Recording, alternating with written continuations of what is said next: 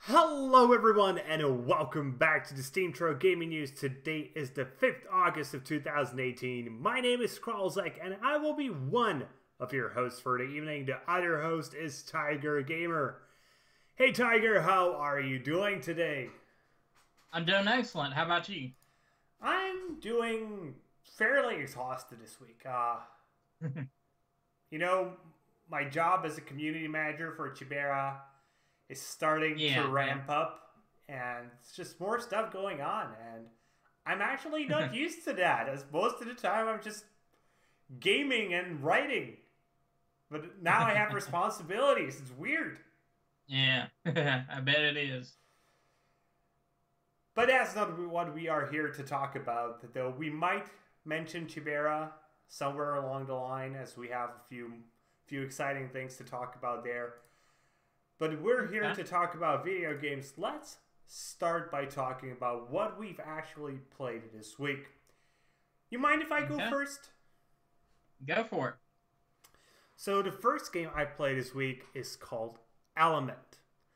And it's actually an RTS game. And I've never been a big guy in terms of RTS games. Seriously, it's just never really been my thing. But I decided, you know what, I'm going to try it. And the reason I decided to try it with Element is the fact that it is a fairly simplistic RTS game. There aren't units here. You just build very few buildings. One to mine, one to defend, one to attack. So I thought it would be a good introduction for me. But I actually discovered something when playing this. I discovered I cannot review RTS games. I'm bad at it. I'll be honest. This was probably the worst review I have ever done. I'm not proud at it. So that's that, I would say. The game itself is actually pretty fun. As I said, I'm not a fan of RTS games, but I fairly enjoyed this one. And I do think that actually maybe help people who like RTS games, because if I can enjoy this, they can probably enjoy it as well. Most definitely. Though I think people who are like into complex grand strategy games, like, I don't know, Total War, for example, those will probably find this way too simplistic. Though I think they could like the fact that you are able to finish a mission in this game in 5 minutes. Making it like, you know, I got 5 minutes before a meeting. I'll just play a round of Element. But what really got me when playing Element is how hard it is to discover flaws in games when you're not really used to the genre. And I do review most genres. I review first-person shooters, platformers, RPG games, pretty much whatever comes to your mind. But this is truly the first ever real-time strategy I ever reviewed professionally. I have played a few RTS games, especially when I was younger. You know, the classics like Age of Empires, some of the Command and Conquer games. And I did enjoy those, but it's been such a long time since I've played anything like this. I truly do not know what your average gamer who actually wants to play RTS game because he really enjoys it, wants to play, and what he expects from his game.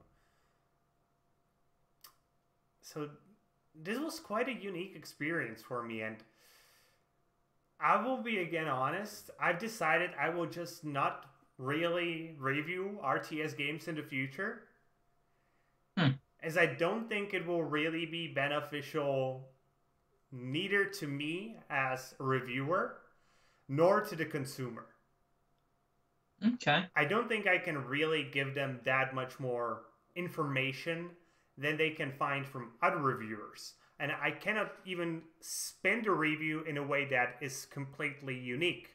I realize that. I'm a very, let's call it traditional reviewer, where I just take a look at the mechanics of the game and talk about those. I don't do it in a funny voice. I don't have some sort of gimmick, because I'm a guy who likes traditional stuff. That's why I do it. And I think there's still a market for it. And based on the fact that I'm actually making a living this, there is a market for this. But Oh yeah, it's not definitely going to be reviewing strategy games. I can tell you that for sure. Well, what have you played? This was my story of the week, essentially. I'm like 2 hours into Chasm, so.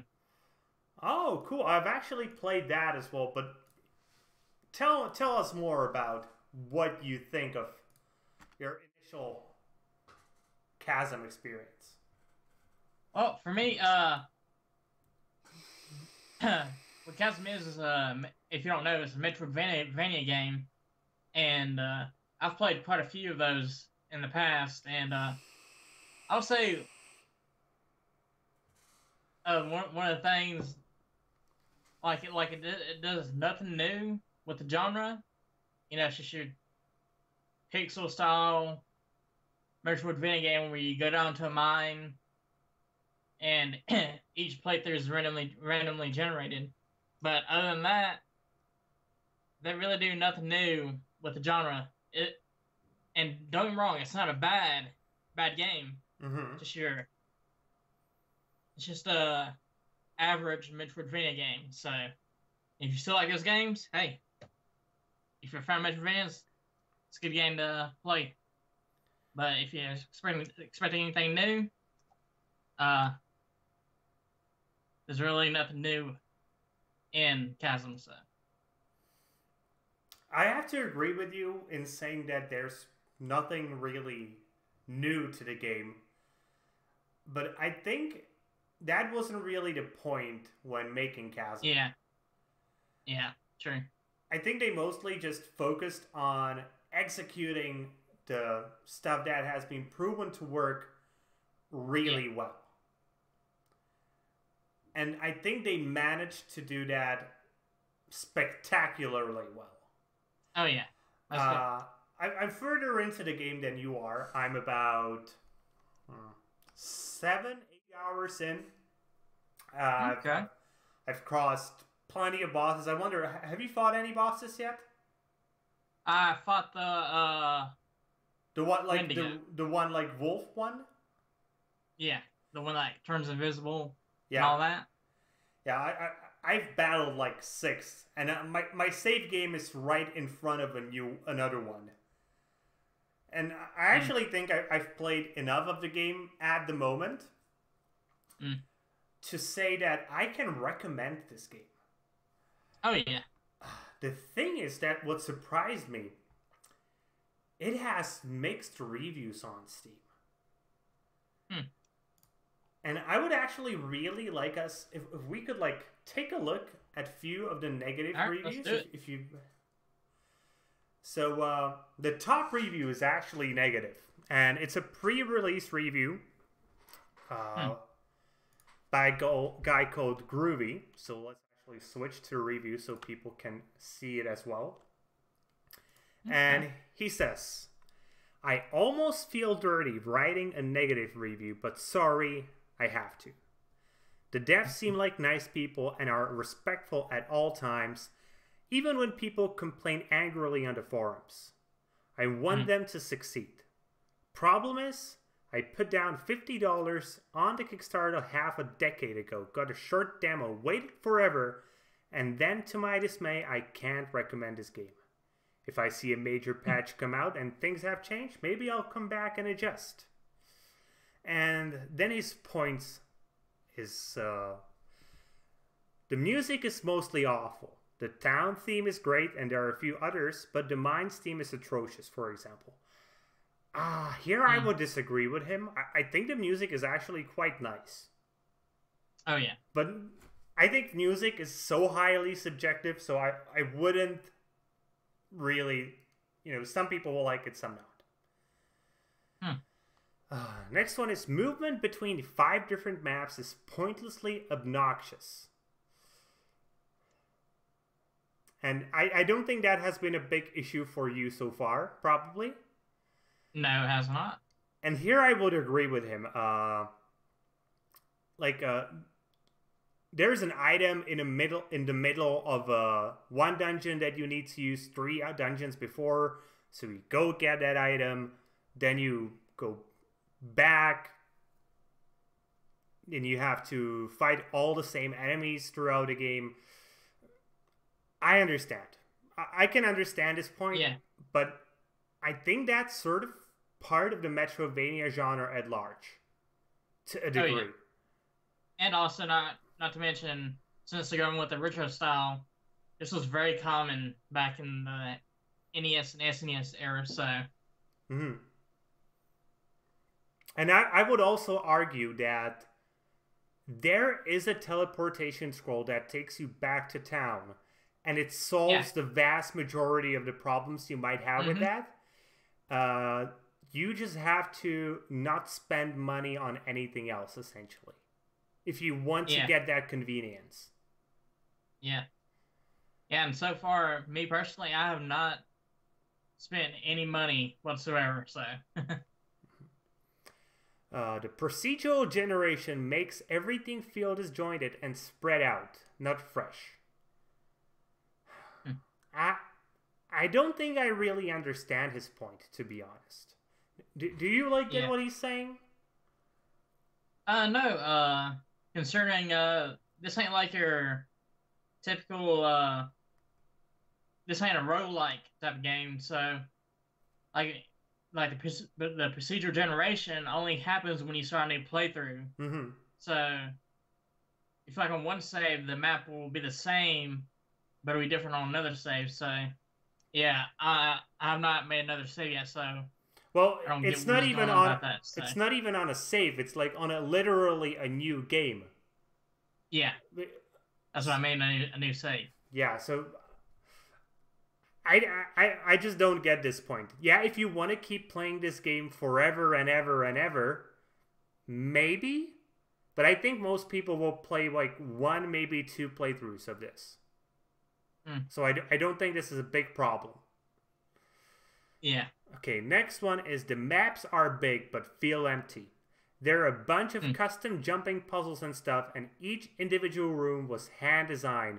But overall, you're going to see the same 3 enemies in the next 20 same color rooms, and most of the loot you find will be disappointing.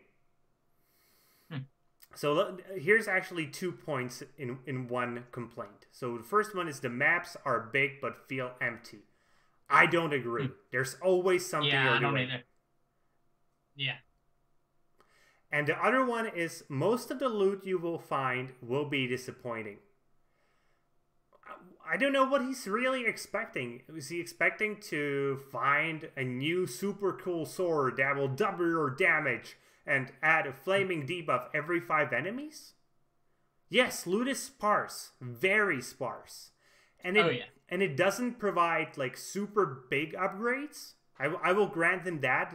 Maybe what they should have done is made the loot even more sparse, but make it more impactful. Yeah, and also, in the loot in the enemy drops, one of the things I forgot to mention that I do like about the game is that if you kill a certain amount of a certain type of enemy, they add it to the bestiary, and if you go on there, you can actually see what that enemy drops. Yeah, that's the loot. So, and one thing I really like about the enemies is the fact that you can actually feel your progression in power. I don't think this has been much of the case for you, as you spent only about 2 hours in the game. But if I now would go to the mines, I would have Yeah. like I have like 150 health, and the enemies do 1 damage to me, and I one-shot wow. them. So going back to like a section feels completely different, and I think this fits the story well, where you start as like, you know, a recruit for the knights. You actually feel like you're at the beginning, you're fighting these enemies and you're struggling to even defeat those.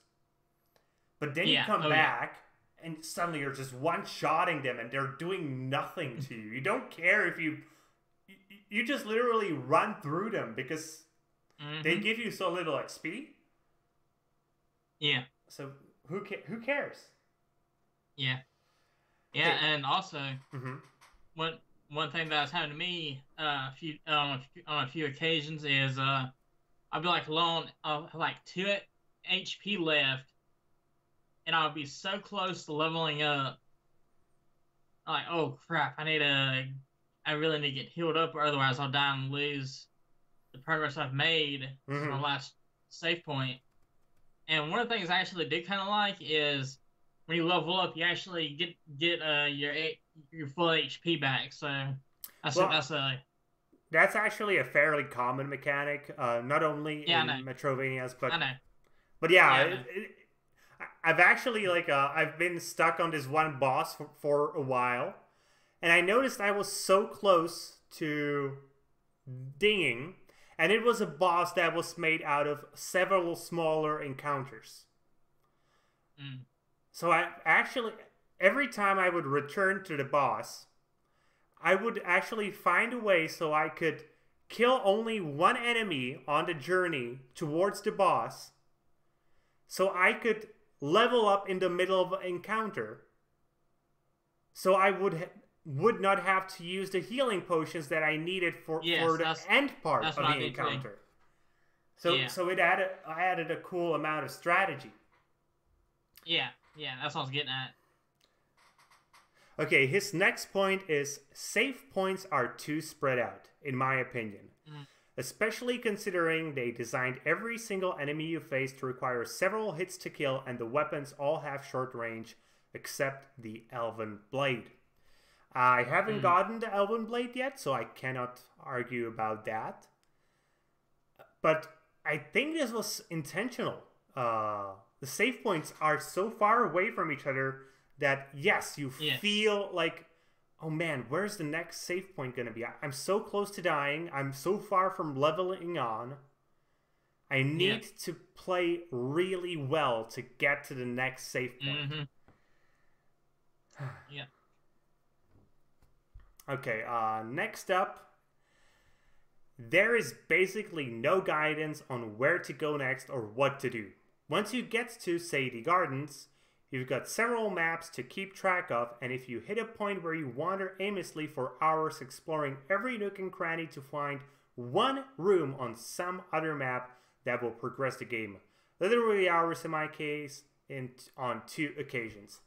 And here I actually have to agree with him. I wish there was like at least some semi-guidance where to go next. I understand there cannot be like a flashing light telling you where to go. But let's say when you like find a new piece of gear that allows you to traverse something you couldn't previously traverse, I wish it would like at least play a short animation, you know, like, oh, maybe like a trip down to memory lane. Oh, this was the place I needed this to travel, and that would make it much more easier. It would at least show you the map on which you need to go, and just getting that memory would actually allow you to get there without just like wandering aimlessly. But I do agree the game lacks guidance. Oh, yeah.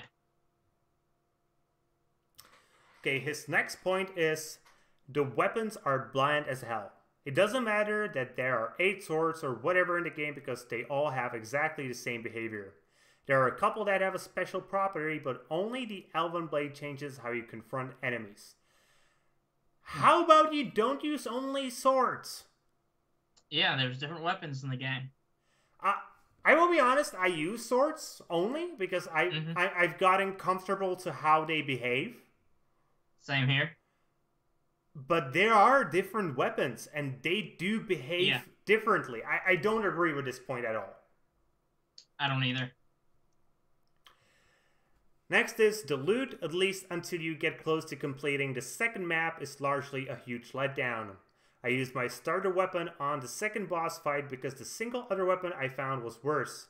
Once you get to around that point, however, it does improve as you find more stuff and can start customizing your kit. I think this again goes back to the loot question. It's like, what did you expect? Hmm. And lastly, the spells are a letdown. They're not spells, they're just special weapons from Symphony of the Night, basically. If you're thinking about spells as an aria of sorrow, no.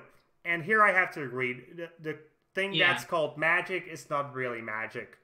It should be yeah, just called throwing weapons. yeah. I agree with that. And so far, I have not found a use for spells in my playthrough. So There are a few occasions where they allow you to reach enemies that would otherwise be unreachable and very hard to kill for you. yeah, I, for example, use the throwing axe that allows you to attack above you. yeah. So that's one thing. But yeah, I do agree the spells could have been much, much cooler. And then he says the one good thing about this game is pixel art. It's consistently fantastic, and there's nothing else to say about the graphics of the game. And he ends on shutting the backers out of the design process entirely was a bad idea. Lots of the frustration people are having with the game right now could have been avoided had the developers let people give feedback as they went. Now it's kinda late. Hmm. That's an interesting point to bring in, and I'll actually bring Chivera here in, if you don't mind, as we Go for it. are currently in the middle of a crowdfunding process. At the Hmm. very beginning stages, we are currently using the Foundation.io, which is linked to the Steam blockchain. The thing is, we have tons of people coming onto the Discord and pitching ideas all the freaking time. And the ideas are mostly good. They're great ideas. But they have a huge problem. There's too many of them. Mm. And I don't think he truly realizes how complex and complicated of a process is it to develop a game. How many things you have to juggle at once. Yes, the backers or just the people interested in the game might come with awesome ideas and might tell you this doesn't work for me, or and you could even hear like a general idea of this is not what we like at large. The problem Mm. is the backers are people who are already invested in the game, but you Yes. also have to consider other players who will be getting into the game later on, who will not be investing into the game before it actually launches. And they might have totally different expectations, as they're likely to be players who aren't super into that particular niche of gaming. But you still need to have the ability to attract those players. Hmm. So on one hand, if I look at it as a gamer, I understand his point. His point is Mm-hmm. essentially, if your game has problems, they could have been avoided if you allowed us to talk to you, and that's a fair point. Mm-hmm. On the other hand, he's forgetting the part where there would be overflow of information, and that could have led to actually bigger problems for the game, in my opinion. Mm-hmm. Yeah, I can see that. It's better for game developers to, work on their vision of the game, and then and then after they release it, if, like the community has like any problems like bugs or whatever, Mm-hmm. the community can chime in. So whatever they work on next, they put that into account. Okay, we spend a lot of time on Chasm, man. Yeah. Uh, I will say one more thing, and a negative thing, actually, from my point of view. Sometimes the controls feel awkward. Mm. Especially after you. So, have you already acquired the gear that allows you to hang on edges of walls? Yes, I have. Yep. Okay, further in the game, there's actually a tool that allows you to slide on a wall and perform a wall jump. Mm. And sometimes these two interfere. So like, you're trying to jump on a ledge, but the game will first register you sliding against the wall because you jumped above the edge, but not high enough to just jump over it. And because you're so used to already that the game will immediately attach you to the edge, that you jump again, but instead of just jumping up and being able to land wherever you want to, you will perform a wall jump. But that's, again, just an issue of getting used to it and being slightly more patient with your jump button before you actually just catch your hand on the edge. It's not like a big problem. But, yeah. What should be probably mentioned is the price of this game, which currently is €15.11 with a 10% sale, but that one ends tomorrow. The standard price is $16.79. Yes, and on the PS Store, it's around $20, but you get the PS4 version and the Vita version together. So, and I think this is a very good price for this game. Maybe for people who aren't into Metroidvania kind of games, maybe I would recommend waiting for a sale. But if you are into Metroidvania games and you already played, I don't know, games like Hollow Knight and Celeste and more things, go for Chasm. It's a good game. It has its problems for sure, but you will enjoy it. It's not like it's not fun to play. Would you give it a recommendation? Oh yeah. Yeah, just don't expect anything new in terms of the Metroidvania games. That's all I'd say about that. It's a Metroidvania game through and through, so, and that's not a bad thing. Okay, that's it for the games I've played this week. Have you played anything else than Chasm? Oh yeah, this morning I picked up Hollow Knight and I only played like 4 or 5 minutes of it, so I'm not really that far into the game, but I played a bit of it. Man, Hollow Knight is awesome. I will tell you that. Yeah. You will love it. I'm already loving it. And if you haven't played Hollow Knight, I would recommend you play it more than Chasm. It's better. It's better than Chasm. I will give them that. Yeah. But if you have already played Hollow Knight, then Chasm is a good choice. Yeah. Yeah, shoot, I was like, I played a little bit of Chasm this morning as well. I was like, I have not played Hollow Knight yet, and I knew it was on Switch. But I was thinking, is it coming to PS4? And unfortunately, no plans for that yet. So I was like, okay, gonna pick up this on Switch and play a little bit of it. So, and yeah, I'm actually really enjoying it. You know what? What's interesting to me? People praise Hollow Knight so much, including me, but it has many of the same problems that Chasm has. I think it has better enemies and better combat. Yeah, and also Mm-hmm. I'm not against. I love pixel art, but also the art style just pops out at you too. Yeah, Hollow Knight just looks freaking amazing. But for Yes. example, you know, when he said that Chasm just doesn't give you like tips on where to actually progress, nor does Hollow Knight. I got lost in No. Hollow Knight so No. many times,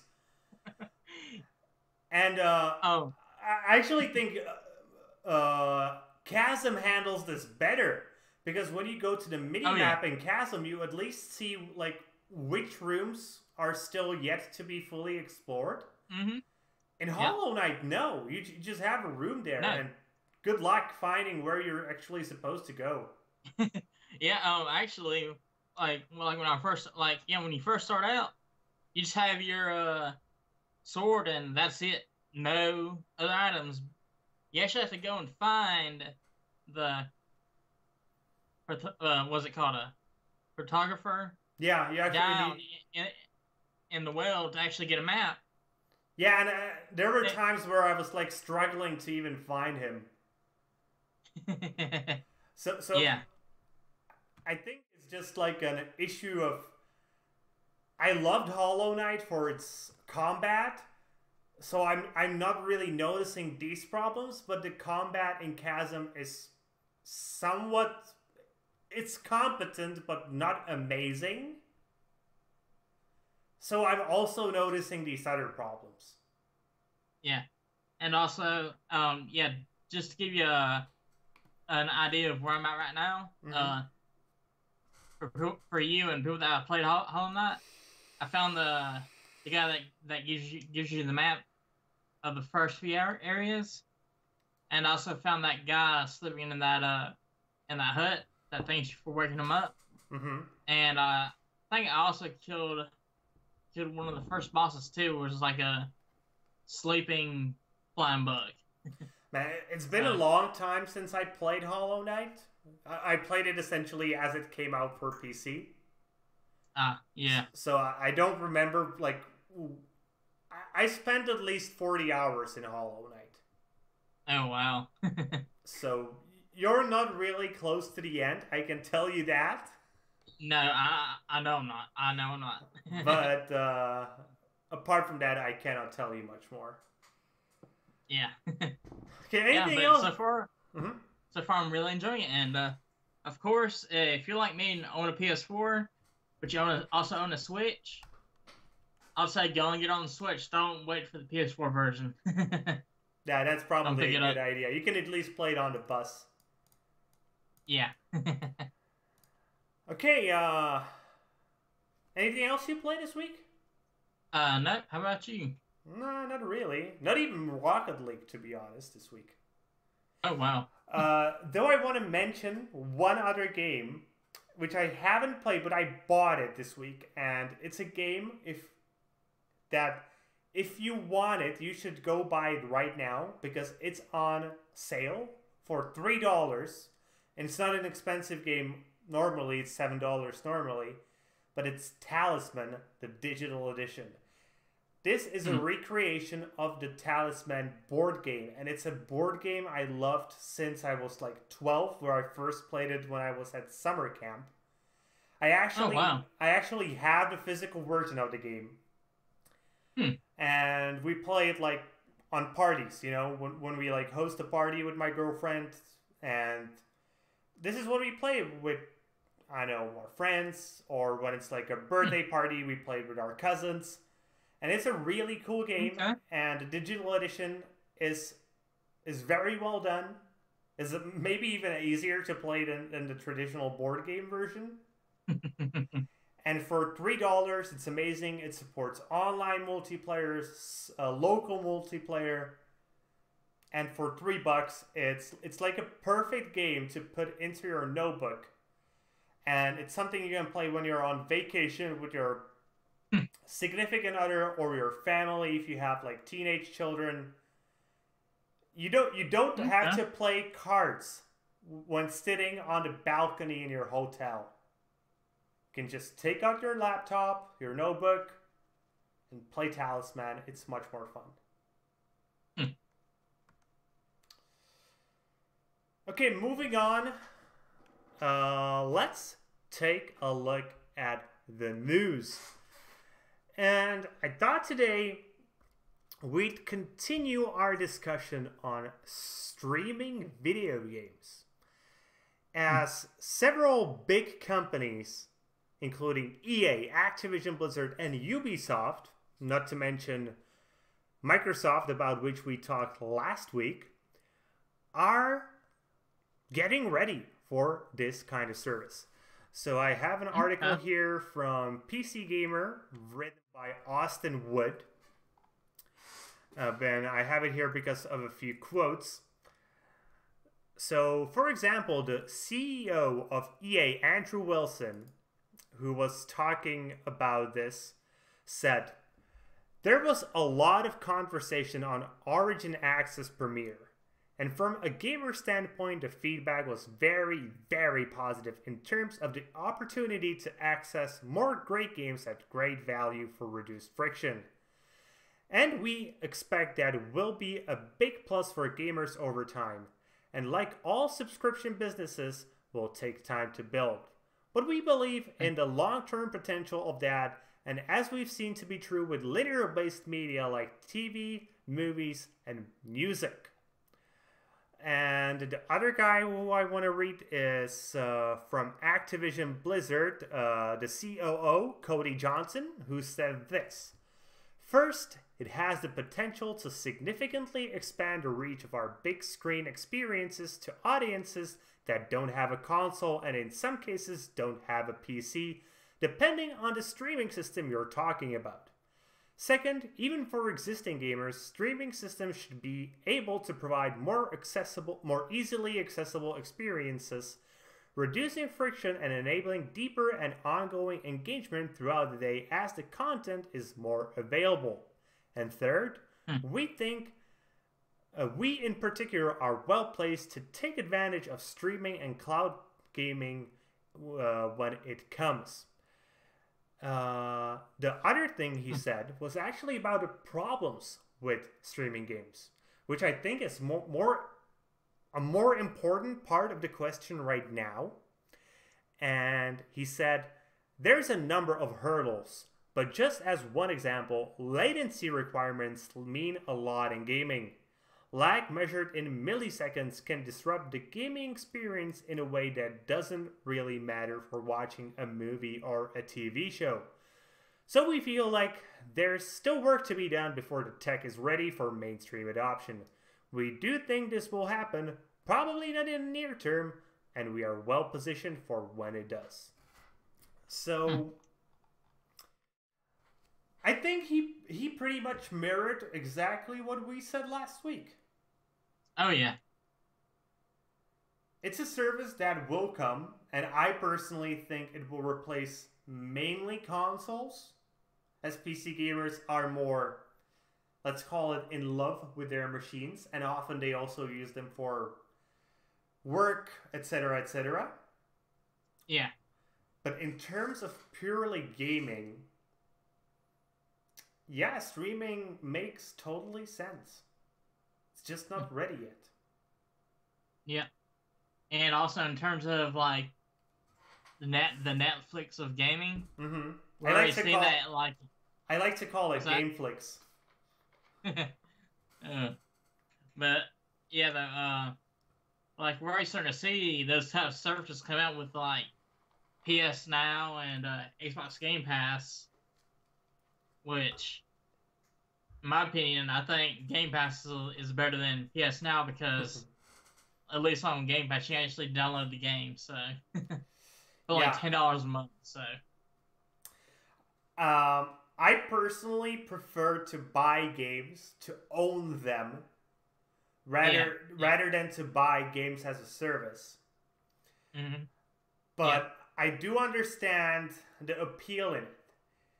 It Mm-hmm. means that you just set aside $10 to $20 a week, and it's much more easier to justify that decision compared to like, oh, do I buy this $60 a game? Will I enjoy it? Yeah, I understand that thing. And I think that's the benefit for your average gamer, for your gamer who Mm-hmm.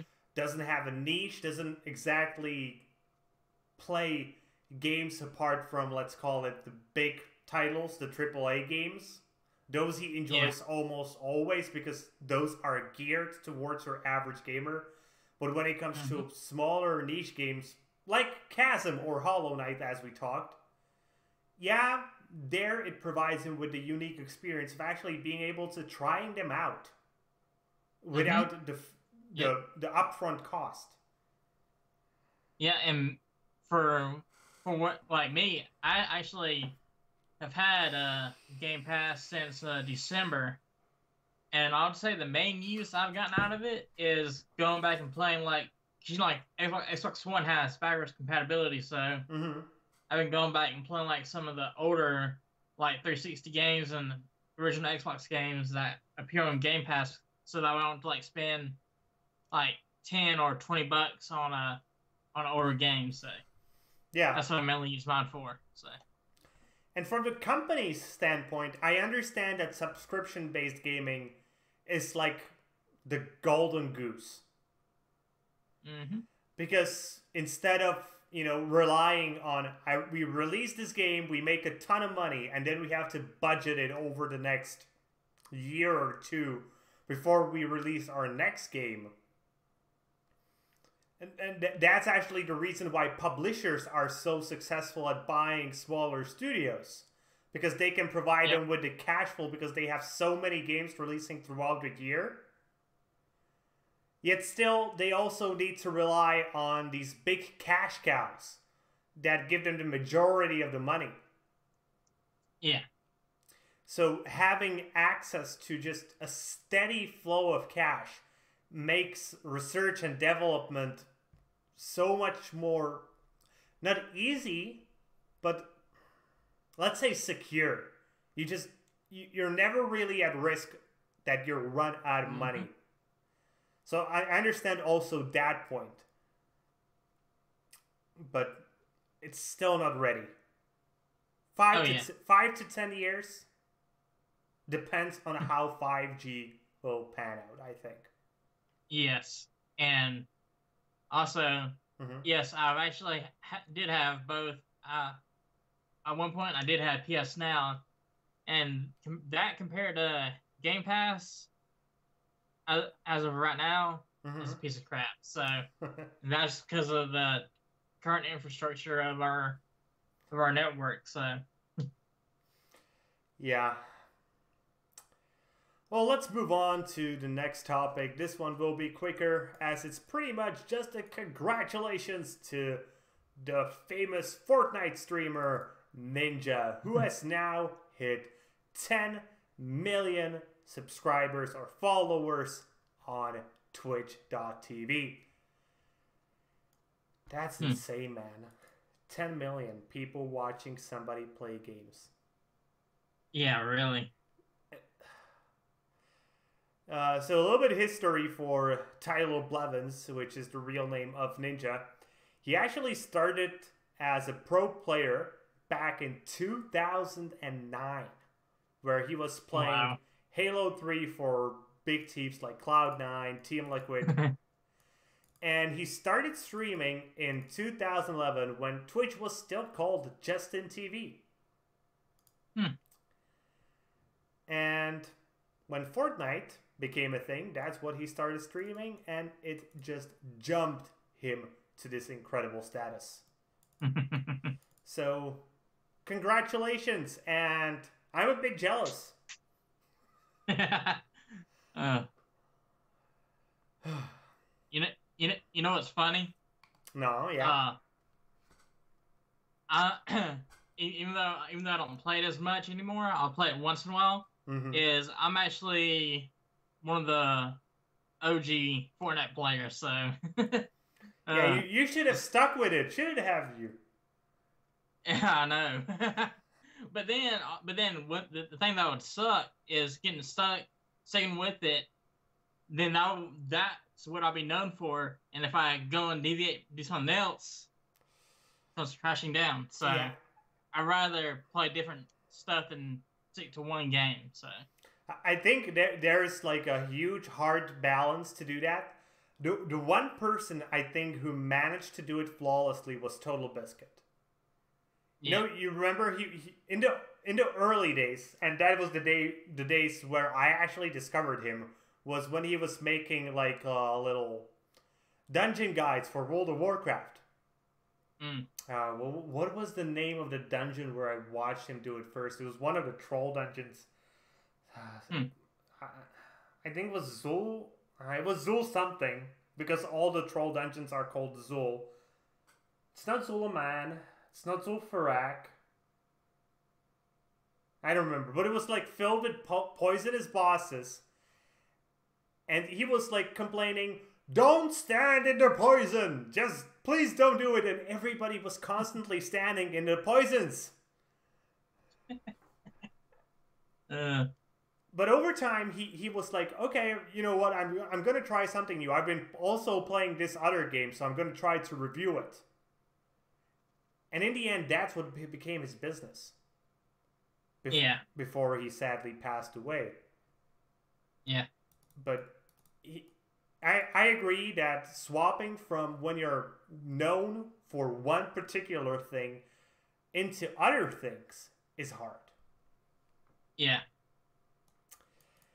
And since we were talking about Fortnite, let's make the next topic about Fortnite again. But this is the big news in Fortnite this week. So we finally know that Fortnite is coming to Android. We talked last week about the fact that it's going to be, at least for a while, exclusive to the Samsung Galaxy S9. But now we Yep. have even more extraordinary news. Fortnite on Android will not be on the Google Play Store. This is confirmed fact by Epic Games. Mm-hmm. It will be available as an APK file, which you will need to manually install into your phone. This obviously somewhat limits their potential player base on Android, because some people just browse the apps on the store, see what's like trending, and Fortnite would be trending like within the first 5 minutes. But I understand their reason, and their reason is fairly simple and fairly obvious. It's money. Yeah. Mm-hmm. Because if you have any application available through the Google Play Store, you have to get 30% of the revenue that is made on Android to Google, or Alphabet as it's called nowadays. But who calls Google Alphabet? Yeah, really. Do you think this is a good move by Epic? Oh yeah. Hey. Even though, yeah, I do agree that this might limit their player base on Android, but for people that want to play Fortnite on Android, they will play. They'll find a way to find out what they need to find out to get Fortnite on their phone. So it complicates the process of the install a bit, because it forces you to go into the settings and allow apps that aren't from the Google Play Store to be installed. So for the people who are really dumb with technology, that might prove a problem. But I think that can be very easily solved by just making a good tutorial.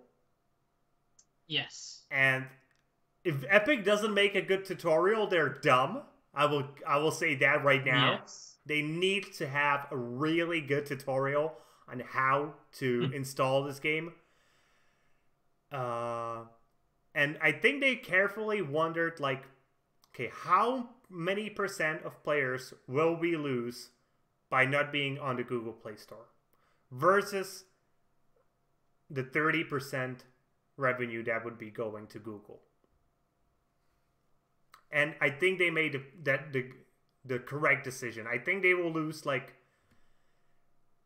at worst case scenario, 10% of players they would otherwise have. But they will gain 30% more money. So that's a net benefit of 20%.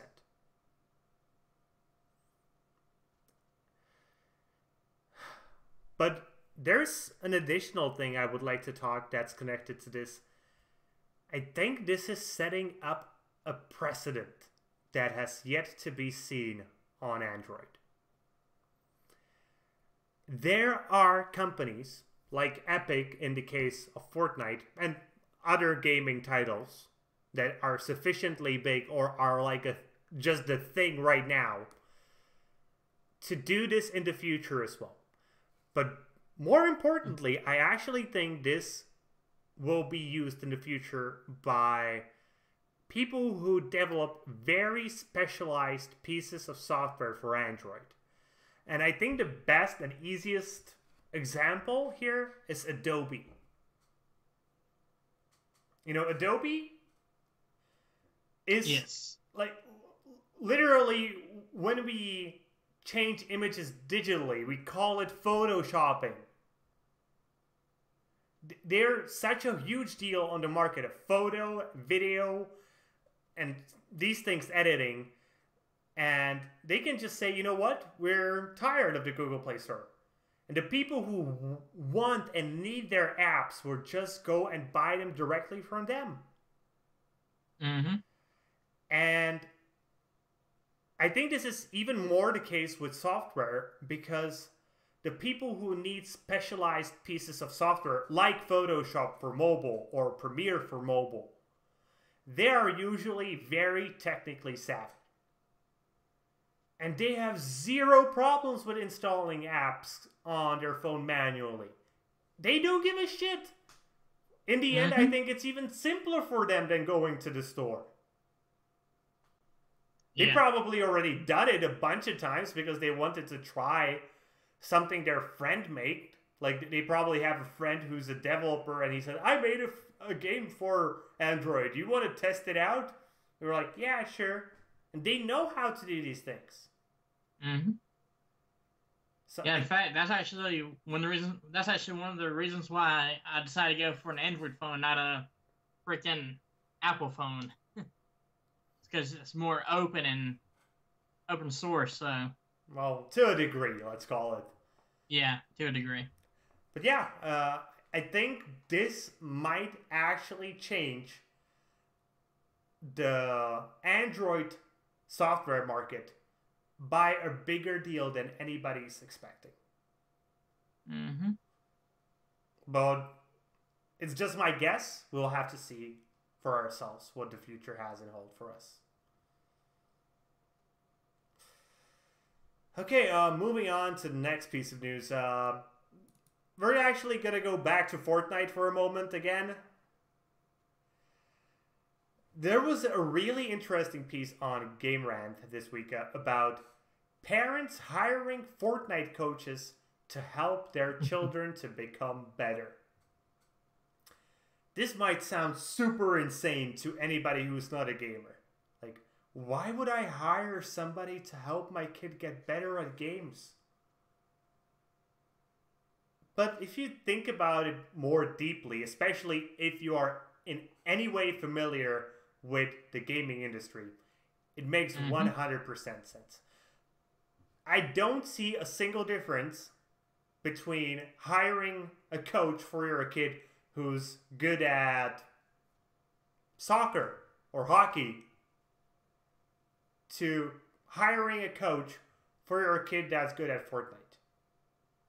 Yeah, or for a kid that wants to get at Fortnite, but is not as good as they want to be.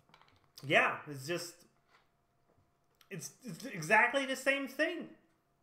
And since esports are just getting bigger and bigger and bigger, it makes 100% sense.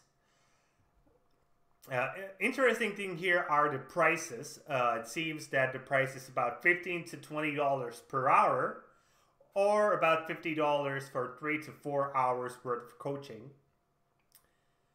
And it seems that there have been more than 1,400 Fortnite coaches hired since early March. So yeah, this will become a thing in the future. Get used to it. Oh yeah. Mm-hmm. The other side of the story is that some parents are actually hiring these coaches from themselves. Yes. And I actually think that's sort of sweet. Yeah. Because it means that these parents actually do understand that gaming is here to stay. It's going to be another form of entertainment alongside with sports, TV, books, music, movies, TV, and TV series. It's here to stay, whether you like it or not. Mm-hmm. And they want. It's not a trend. It's not a trend like they thought 20 years ago. It's here to stay. Get used to it. Mm-hmm. And I think it's actually interesting because it perfectly shows how generations work. Mm-hmm. Not the generations in the way like it's called nowadays very often, you know, like generation, you have millennials and the baby boomers, etc., etc. More in the more scientific way, where usually a generation lasts something between 25 to 30 years. That is the average time before you have children. And gaming has been with us on a larger scale for about 60 years. Mm-hmm. So it perfectly shows how the first generation thinks this thing is just stupid. In the second generation, you have like your average person knows it exists. He probably did it a few times. But half of the people will be on the side, yeah, that's just a novelty thing. And the other half of the people will be like, this is super awesome. Mm-hmm. And now it's the time where the third generation is starting to mature up. It's starting to go to the age of 10, let's say. And gaming is just a regular occurrence for them.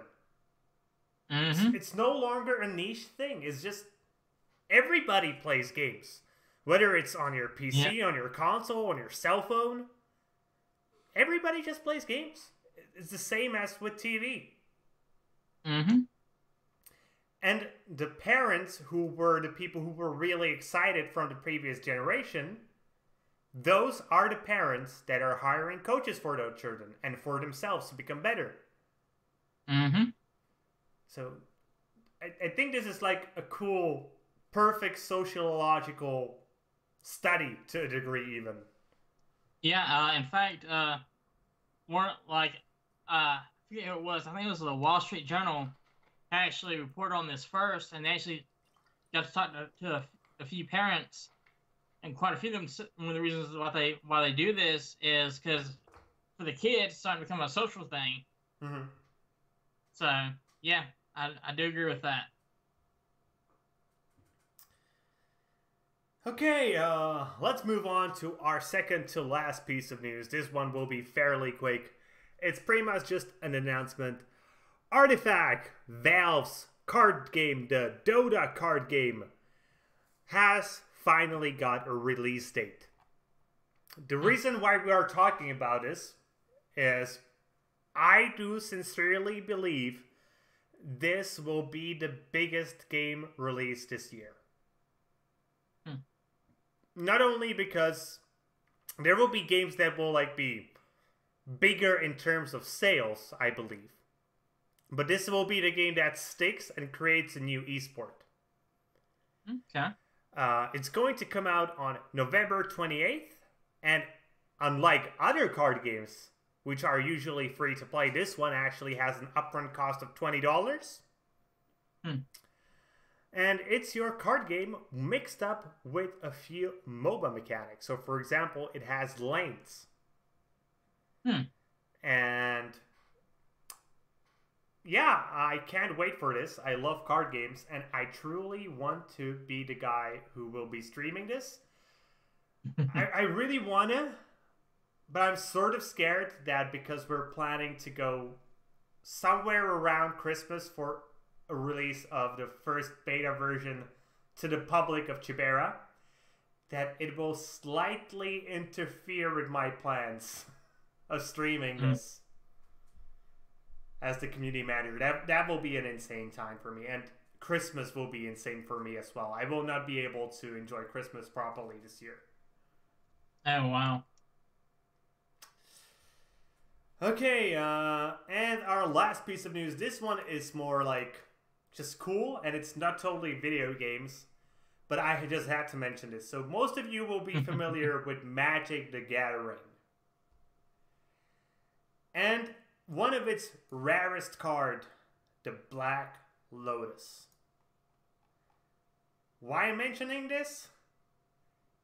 This week on eBay, this card has been sold for a whopping $87,672. Dang. Holy fucking fuck!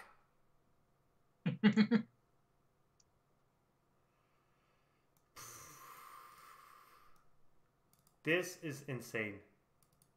Yeah, I bet the guy who sold that, I bet the person who sold that is happy with the amount of money that they made off of that. So, to give you an example of how good a price he actually got, so there's a card collection evaluator for Magic the Gathering. He's known as Beckett. He actually gave this sell price a grading of 9.5 out of 10. Dang. Like this, he's pretty much saying like maybe this guy could have gotten 90,000 if he really, really, really tried. But pretty much he did as well as he could. Yeah, I mean 87,000. Dang. Yeah, it's a completely broken card.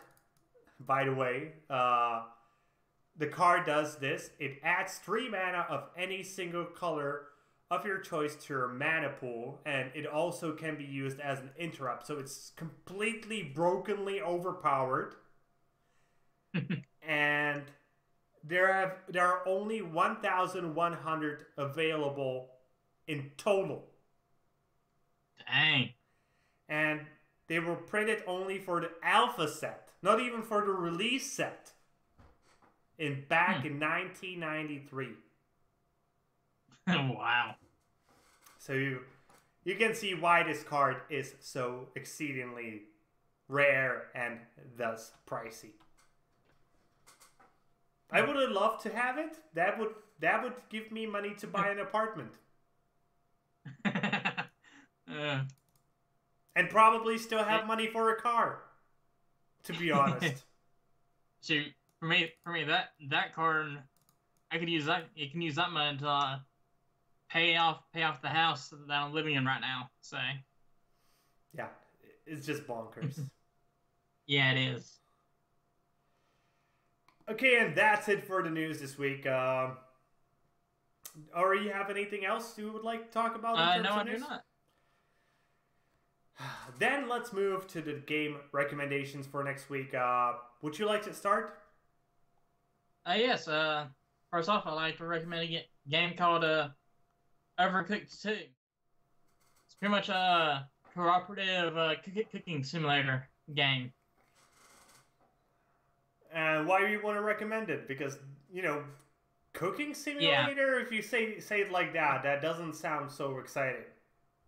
Yeah, well, the main thing about this game is you and the people that you play with, you don't cook in a regular kitchen. You actually have to cook food over various different types of kitchens. Like, for example, having to cook food while on a moving vehicle. that's just one of the many kitchens I can think of.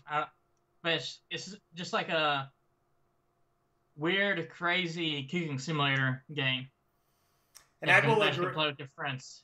I will agree with you on this recommendation. Overcooked is one of my favorite co-op games. It's one of the games I play with my girlfriend. Overcooked is coming out on the 7th August for PC, PlayStation, and Xbox. I'm not sure Switch. It's also on the Switch. And Yeah, on PC, if you want to pre-order it right now, it's €22.99. And on PS4, it's $24.99 US dollars. So. Okay. The first game I would like to recommend this week is a game called The Impure. And it's like a puzzle platformer done in pixel art by a Japanese company. And first of all, it looks freaking depressingly awesome. No, awesomely awesomely depressing. That's the correct framing of that. It's a platformer where you have to solve puzzles. And I love the style. It looks amazing. This game is coming out on the 8th. Sadly, there is no price yet available. Okay, what would you like to recommend next? Next up is a game called Flipping Death. And what is that? It's a game developed by Zoink, who previously developed a game called Faye, and before that, a game called Stick It to the Man, which Flipping Death is a spiritual successor to Stick It to the Man, where you play as a woman named Penny who dies, and she actually becomes the Grim Reaper for the day, and you gotta go and help out solve problems for ghosts, and also possess the living to solve different puzzles. So, couldn't see how this game turns out. It seemed pretty interesting when I first heard about it. So, I wouldn't call it looking interesting. I would call it looks weird as fuck. That's my kind of interesting right there, buddy. This is literally like you probably took acid when you had this idea game. Oh man. What, you just remembered you forgot to take your acid or what? I was just thinking, if you think this game is weird, go and look up Stick It to the Man. That's weird as well, considering that this is a spiritual successor to that game, so I can imagine. I truly can. Moving on to the world of normal video games, I would like to recommend the next thing, and that is the PC release of Monster Hunter World. What can I really say? It's Monster Hunter. You hunt monsters. It's a thing. It's a great game. We know that already.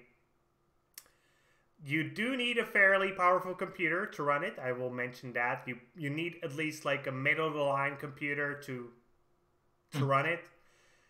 It should look even better on PC than it does look on consoles, because PCs are more powerful.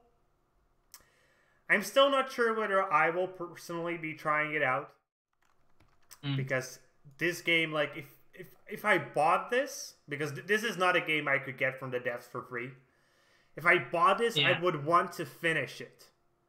And to finish this game is like a big-ass commitment. And not to mention, they have free updates that come out periodically too, so you're never technically finished with the game. Yeah, so I'll maybe get it because I love the concept, but I'm just not sure whether I can dedicate that much time to a game that I would not be making money off, because That's what I do for a living, guys. This is not fun for me. Playing games is not like just the thing I do to relax. It's what I make to make a living. Yeah. I got an idea for you. If you do decide to get Monster Hunter, you can actually do like a full-fledged review. Kind of like do like a video of you giving like an outsider's perspective on the Monster Hunter series, on World. Since if you did get this will be your first game into the Monster Hunter series. So. Well, I would probably just stream it to at least make something on it if I played it.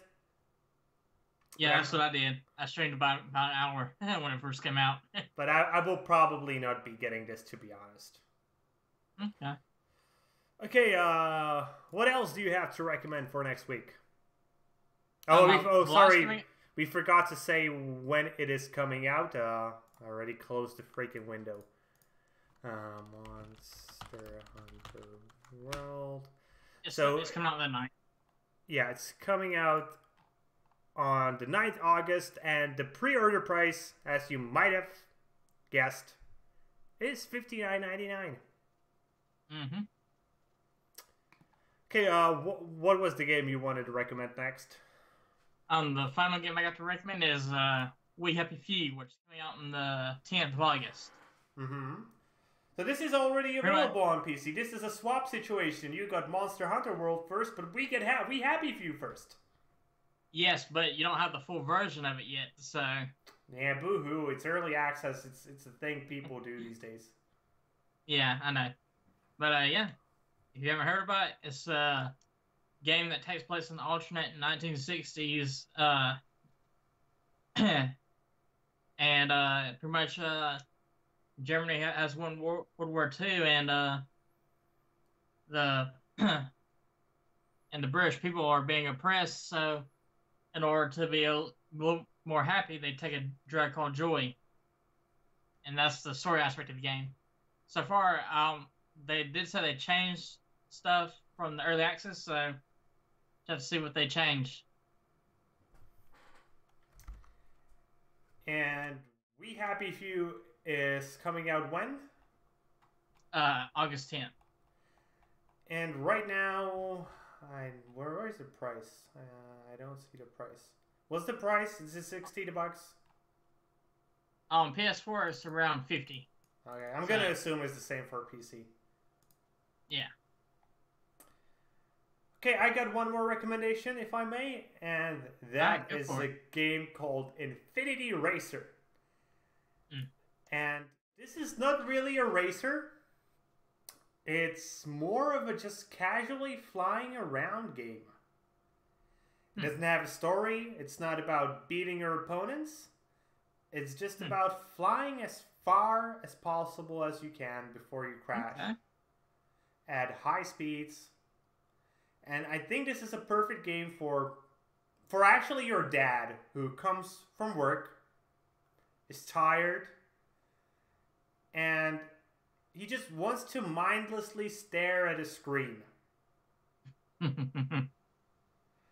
And just relax because he doesn't want to think for 20 minutes, you know? Like, what?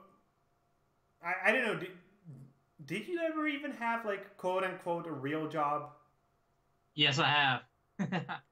Yeah, I sure did. So, you know the feeling when you come home and you're just glad to sit on the couch and do nothing. Actually, for a no. while. Actually, no. The job I had wasn't really that, it was not labor intensive, so... Well, it doesn't have to be labor intensive, but I, for example, had like 15-hour shifts when I worked as a receptionist. Dang. So, you know, after that, your brain just wants to shut down. But you still need to, you know, do some other things because you need to, I don't know, send out emails, personal emails, talk with people, your friends, etc. But before you do that, you need to shut down your brain from the work environment. And I think this game just will work flawlessly for that. This is probably a game I'm going to be reviewing. It's coming out on the 10th. Sadly, there is no price yet, but I'm going to assume it's going to be fairly cheap. If it's above $10, I'm going to be pissed. Okay, and that's it for the games I have to recommend this week. Have you got anything else you would like to recommend this week? No, I do not. Then let's slowly bring the show to an end. And let's do that as we do traditionally. By shilling. You want to go first? Let's chill it out. Yeah, sure. You can find me on YouTube as Tygergamer. You can find me on Steam at Tygergamer. And you can find myself at YouTube at Kralizec Gaming and on Steam at Kralizec. Be sure to also check out my other blogs. More specifically, the one where I do science articles. And even more specifically, check out the Chibera blog. As we finally, as stated previously, started our crowdfunding campaign. You can become a contributor. You can get early access into the game. If you contribute enough, you can even get an early access to being able to stream the game. And everybody who donates at least $5 gets a chance to win a computer worth about $2,500. Oh, snap. That's awesome. And the first 25 contributors, though that might already be filled, I'm not sure at this moment, get a free t-shirt. Okay. And with that being said, that's going to be it for today, guys. I hope you enjoyed today's show. And if you did, please consider giving us a thumbs up here on YouTube and subscribe to the channel. If you are watching on Steam, maybe you want to give us an upvote and follow the blog. Either way, be sure to leave a comment and be sure to tune in tomorrow as the daily gaming news series comes back. See you guys later with more gaming content. Yeah, have a good one.